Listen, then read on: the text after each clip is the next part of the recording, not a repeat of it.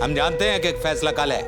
सब एकदम भला चंगा चल रहा था दयाल, लेकिन अंतिम समय में तुम आए और दीवार पर थूक दिया। सब बर्बाद कर दिया तुमने। हम पर मत चिल्लाओ ठकराल। बर्बादी तुम कर रहे हो इतने सालों से। हम तो तुम्हें बार बार चेतावनी दे रहे थे ठकराल कि संभल जाओ, लेकिन तुम अपनी पागल हाथी वाली चाल बदलने के लिए तैयार ही नहीं थे। आपके लिए करें तो वीरता पुरस्कार, एक शॉल और साथ में 2 नारियल, और खुद के लिए करें तो पागल हाथी। बस कीजिए आप लोग दोनों, बस कीजिए प्लीज। मैं आप लोगों की कुत्ते बिल्ली की लड़ाई सुनने के लिए यहां पर नहीं बैठा हूं। हम अपनी पार्टी की, इस देश की राजनीति सुधारने की मुहिम चला रहे हैं, और ऐसे में दयाल बाबू को अपनी इज्जत बचाने के लिए यह सब करना पड़ा। अरे बारात आपके घर से निकल रही है और मटका आप हमारे घर में फोड़ रहे हैं। आपकी राजनीति के लिए हमें मोहरा बनाने का क्या मतलब है? ये बात ठीक नहीं है आदर्श बाबू। हम मानते हैं कि हम आपकी पार्टी के सदस्य नहीं हैं, लेकिन ये बात आप बहुत अच्छे से जानते हैं कि इस पूरे क्षेत्र में आपकी पार्टी को हमने ही खड़ा किया है। इस पूरे क्षेत्र का वोट बैंक हमारी मुट्ठी में है, और आप जानते हैं पढ़े लिखे इंसान हैं आप, बहुत कुशल नेता हैं। आपको पता ही होगा कि ये क्षेत्र आपके लिए और आपकी पार्टी के लिए कितना महत्वपूर्ण है, नहीं है? नहीं बोलिए, नहीं है? ठकराल, ये सब गणित वाले खेलों की राजनीति का समय जा रहा है। शायद बाहर की दुनिया देखी नहीं है बहुत सालों से आपने। कपड़े का रंग बदलने से कपड़े की जात नहीं बदल जाती है। लट्ठा लट्ठा ही रहता है। क्या कहा आपने? गणित का समय जा रहा है, गया तो नहीं है ना? और जब तक गया नहीं है, ध्यान रखिएगा कि क्षेत्र की सारी लगाम हमारे हाथ में है। उधर आपने हमें गिराया और इधर हम आपकी पार्टी को ऐसा गिराएंगे कि तिनका तक नहीं बचेगा। इस क्षेत्र में आपकी पार्टी का ध्यान रखिएगा। ऐसे ऐसे कंकाल मिलेंगे आपकी पार्टी के काले कारनामों के कि पूरे देश का कार्यकर्ता गिनने के लिए कम पड़ जाएगा। सोच लीजिए। आदर्श बाबू, एक सुझाव है। अगर हम लोग ठकराल को इस मामले से बचा लें और बदले में वो अपने सारे धंधे बंद करके विदेश जाने के लिए तैयार हो जाए तो? क्या कह रहे हैं? यहां से सारे काम बंद करके क्या चाह रहे हो दयाल बाबू? फिर आपके पाप कौन संभालेगा? पार्टी के लिए ये जो घटिया काम किए जाते हैं वो कौन करेगा? शायद उन कामों की अब जरूरत नहीं पड़ेगी ठकराल। वाह, अच्छा। 100 चूहे खा के बिल्ली हज को चली। आप लोग जरा सोच समझ के अपने सारे रास्ते देख लीजिएगा आदर्श बाबू, और चुन लीजिए कि आपको किस तरह की दिक्कत पसंद है। ठकराल आपकी बगल में या ठकराल आपके खिलाफ? कल सुबह तक का समय है आपके पास।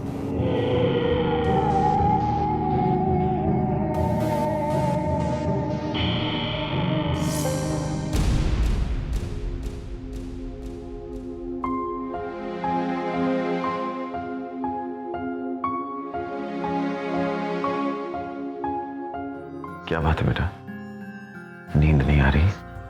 कल कोर्ट में क्या होगा? उसको सोच के क्या फायदा बेटा। बस अपने मन में विश्वास रखो और अपने सच की ताकत पर कभी शक मत करना। वो होगी किसी के पास दुनिया भर की दौलत, साफ मन के आगे नहीं टिकेगी। ये फैसला हमारे हक में होगा, तुम देख लेना।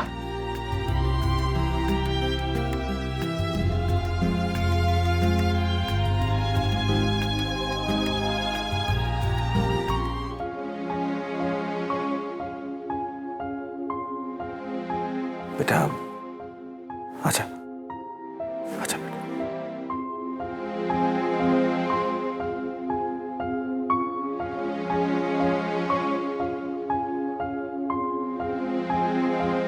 पापा, कल कोर्ट में क्या होगा? बेटा,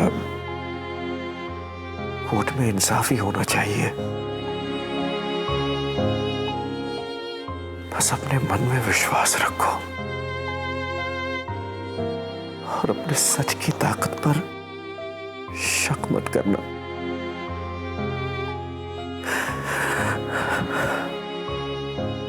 भले किसी के पास होगी दुनिया की दौलत, साफ मन के आगे नहीं टिकेगी।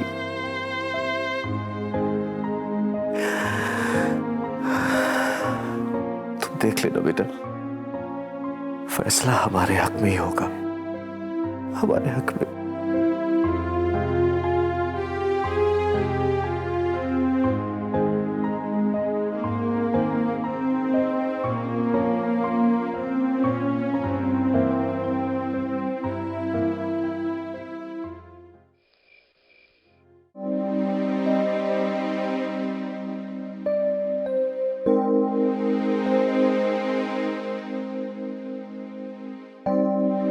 अनु, अनु बेटा क्या हुआ? तू ठीक तो है? मुझे कभी कभी ऐसे लगता है जैसे ये कोई एक बहुत बुरा सपना सा हो। बस अभी उठूंगी और रचना यही मेरे पास बैठी हो।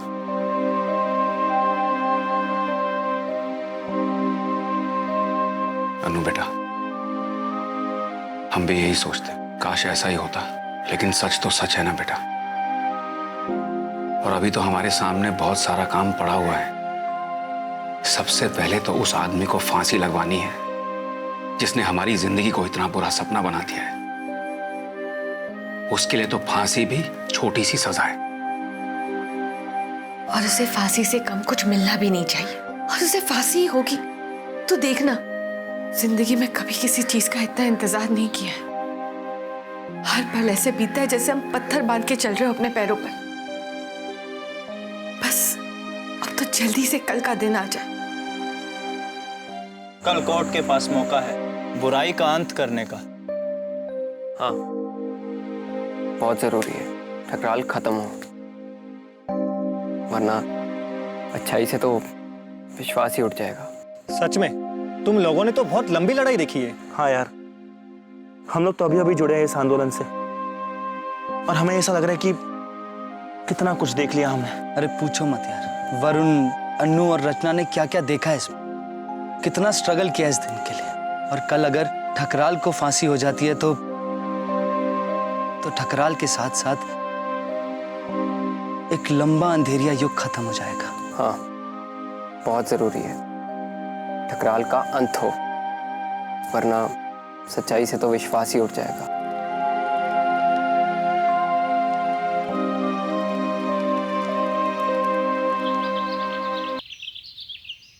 जज साहब, अंत में सारे सबूतों और गवाहों के बाद मैं ये कहना चाहूंगी कि ठकराल जैसे लोग सिर्फ मुजरिम नहीं है।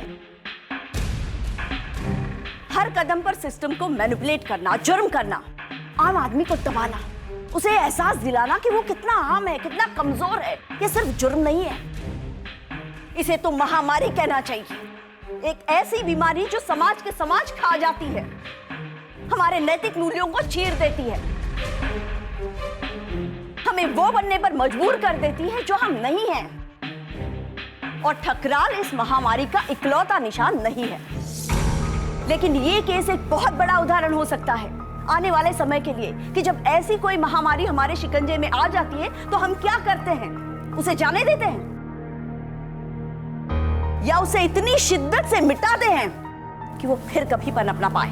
रचना के लिए, इस शहर के लिए, इस समाज के लिए, हर उस इंसान के लिए जो बिना डरे सर उठाए जीना चाहता है।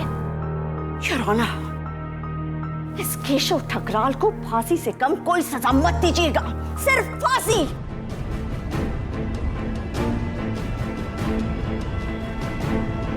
To be hanged till death.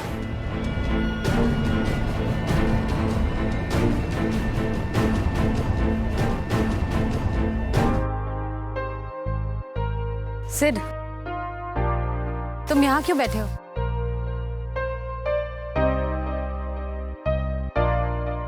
अंदर नहीं जाओगे? तुम भी तो नहीं गई। मैं अंदर जाके क्या करूं? जाके सुनो कि मेरे पापा को फांसी की सजा हो रही है। पर तुम क्यों नहीं गए? इस अदालत में रचना को कई बार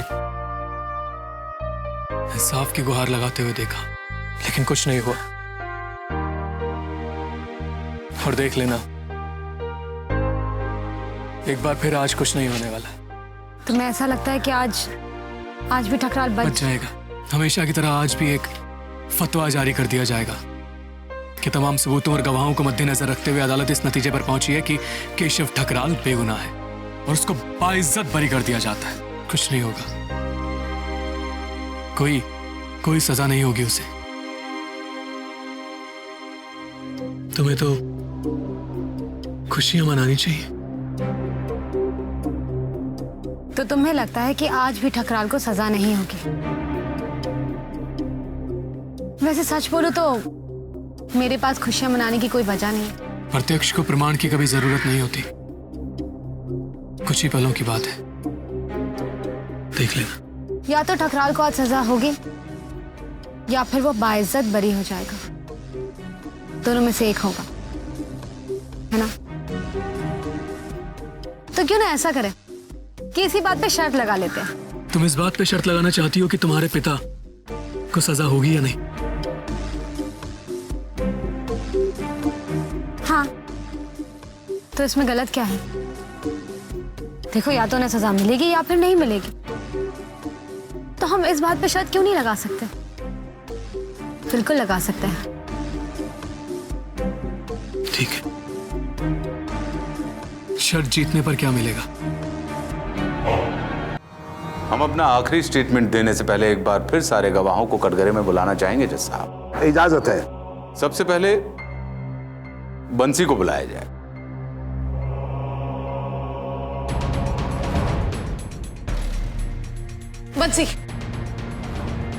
बंसी, घबराना मत, जो है सच बोलना, प्लीज जाओ।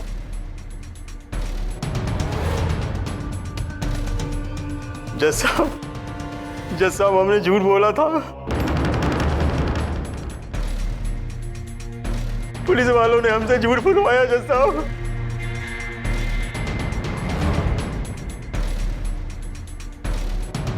हमें बुरी तरह धमकाया पुलिस ने, बोला कि कह दो मर्डर हुआ है। जी हमने कुछ भी नहीं देखा है, बल्कि हमसे बुलवाया है एसपी दिवाकर साहब ने।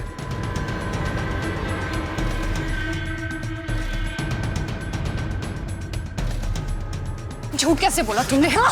झूठ कैसे बोला तुमने? अरे झूठ बोला। अरे छोड़िए मुझे। ऑर्डर प्लीज, शांत रहिए, नहीं तो अदालत बर्खास्त करनी पड़ेगी। मैं कह रहा हूं ना, चुप हो जाओ, चुप हो जाओ।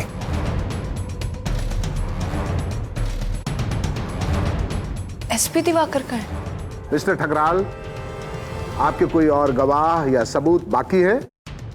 जी नहीं, योर ऑनर। हम अपने क्लोजिंग स्टेटमेंट में सिर्फ इतना ही कहना चाहते हैं कि यदि बड़े बड़े शब्दों और महान भाषणबाजी को अलग कर दिया जाए इस केस से, तो इसमें सिवाय झूठे वीडियोस, कच्चे बयान और मनगढ़ंत आरोपों के अलावा कुछ भी नहीं है।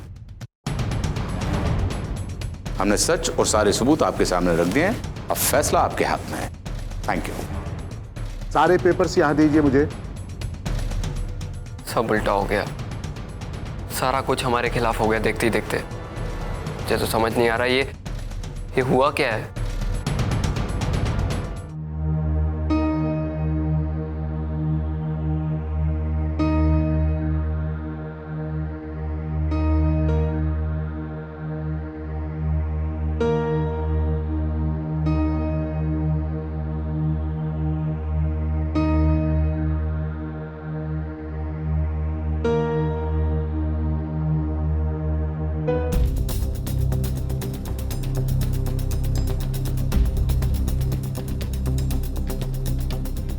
जज साहब, सॉरी फॉर द इंटरप्शन, लेकिन अभी अभी कुछ अहम सबूत हमारे हाथ आए हैं। मैं अदालत के सामने उन्हें पेश करना चाहूंगी। आपको मालूम होगा कि दोनों पक्षों के क्लोजिंग स्टेटमेंट देने के बाद कोई भी सबूत पेश करने की इजाजत नहीं दी जाती। जी मैं जानती हूँ, लेकिन ये सबूत जो हमारे हाथ आए हैं वो पूरी केस की दिशा बदल सकते हैं। ठीक है, यह आखिरी मौका है, लाइए। उम्मीद है कि आप अदालत का वक्त बर्बाद नहीं करेंगे। मैं एसपी दिवाकर पांडे को विटनेस बॉक्स में बुलाना चाहूंगी। इजाजत है। बताइए, आप क्या सबूत पेश करना चाहते हैं? योर ऑनर, बच्चा सिंह के वीडियो से जिन हत्याओं की लिस्ट हमें मिली है, उस पे मैंने और मेरे पुलिस डिपार्टमेंट ने कल रात कार्रवाई करके सबूत इकट्ठा करने की कोशिश की है। योर ऑनर, बच्चा सिंह की बताई हुई जगह से हमें कई लाशों के अवशेष मिले हैं और इंस्पेक्टर जायसवाल की बॉडी भी हमें वहीं से मिली है। योर ऑनर, सारे सबूत और फोटोग्राफ्स इस फाइल में हैं।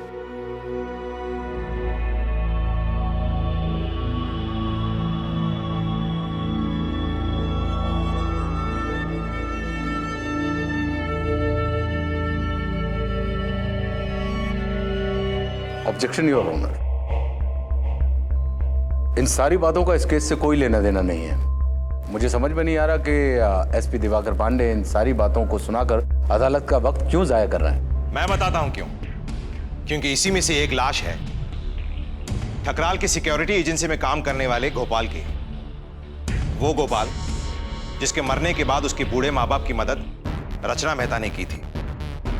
इस गोपाल की लाश ढूंढते समय योर ऑनर हमें वहां पे एक और लाश मिली जिसके पास उसका आईडी कार्ड और कुछ कागज भी थे। हमने छानबीन की तो पता चला ये लाश नीरज नाम के एक शख्स की है जो सिद्धि डायग्नोस्टिक सेंटर में काम करता था। सिद्धि डायग्नोस्टिक सेंटर वही है जहां पे रचना मेहता के मरने के बाद उसका पोस्टमार्टम किया गया था। और अदालत को याद होगा कि नीरज कई दिनों से लापता है और अब हम जान गए हैं कि उसकी भी बहुत बेरहमी से हत्या कर दी गई थी। योर ऑनर, एसपी दिवाकर उसी जगह पर गोल गोल चक्कर लगा रहे हैं। ये इस गली उस गली घूमकर एसपी साहब कुछ हासिल नहीं होगा आपको। मैं असली बात पे आ रहा हूं ठकराल, और अगर तुम्हें फांसी की गली जाने की बहुत जल्दी है तो जल्दी बताता हूं। आप लोग अपनी बहस बाहर जाकर करें, यह अदालत है। Sorry your honour. Your honour, Neeraj Mehta की लाश को देखकर यह समझ में आ गया कि यह काम काफी जल्दी और अचानक किया गया है, क्योंकि जिसने भी यह काम किया है उसे इस बात का अंदाजा नहीं था कि नीरज की जेब में भी कुछ हो सकता है। और नीरज की जेब से हमें एक बहुत अहम सबूत मिला है। रचना मेहता के पोस्टमार्टम का गायब किया हुआ वो पन्ना जिसमें साफ लिखा है योर ऑनर कि रचना मेहता की मौत पानी में डूबने से नहीं बल्कि गला दबाने से हुई है। रचना मेहता को खाड़ी में नहीं बल्कि गला दबा के सबसे पहले ठकराल के फार्म हाउस के तालाब में फेंका गया था। सारे सबूत उस फाइल में मौजूद है योर ऑनर। और मैं ये भी बताना चाहूंगा योर ऑनर कि नीरज की बॉडी मिलने के बाद जब हम उसके माता पिता से मिलने गए तब उसकी मां ने हमसे यह कहा कि जिस दिन नीरज गायब हुआ था उस दिन उसका फोन आया था और उसने कहा कि आज मैं जिंदगी में एक बहुत हिम्मत वाला काम करने जा रहा हूं, पहली बार। और ये काम करने की प्रेरणा उसे अनु से मिली है। सारे सबूतों को देखने के बाद और दोनों पक्षों की दलील सुनकर और खासकर ये जो अभी बड़ा सबूत सामने आया है पोस्टमार्टम रिपोर्ट, इससे एक बात साफ हो जाती है कि रचना मेहता की हत्या हुई थी, उसने आत्महत्या नहीं की थी। ऐसी सूरत में जबकि अदालत न तो मिस्टर आहूजा के फोन पर बनाए हुए वीडियो को सबूत मान सकती है और न ही दो तरह के बयान देने वाले गवाहों पर विश्वास कर सकती है। अदालत के हाथ बंधे हुए हैं। इंसाफ सुनाती भले ही अदालत हो, पर सबसे पहले इंसाफ आम आदमी और गवाहों के हाथ में ही होता है। अदालत उनके बयानों को सिलकर जोड़कर सिर्फ एक तस्वीर बनाती है और इस केस में वो तस्वीर अधूरी है और इसलिए अदालत का फैसला है कि रचना मेहता की हत्या हुई है।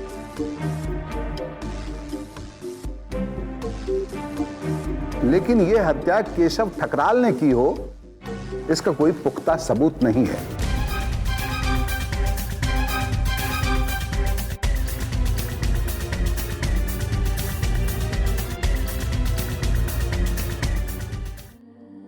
जब कोई गवाह ना हो तो इंसाफ भी नहीं होता। बिना बेदाग सबूत के न्याय की उम्मीद बेकार है। जब सबको अपने मन में सच पता है लेकिन दुनिया की आंखों के सामने दुनिया के बनाए मापदंडों पर उसे दिखाने का कोई तरीका बचा नहीं हो, तो बस यही रास्ता बचता है कि यह दिखा दिया जाए कि अच्छाई का मतलब कमजोरी नहीं, अच्छे लोगों को भी न्याय का पूरा हक है, और अगर यह हक उनसे बहुत दिनों तक दूर रखा गया तो उन्हें एक और हक मिल जाता है, अपने हाथों से अपना न्याय छीन लेने का।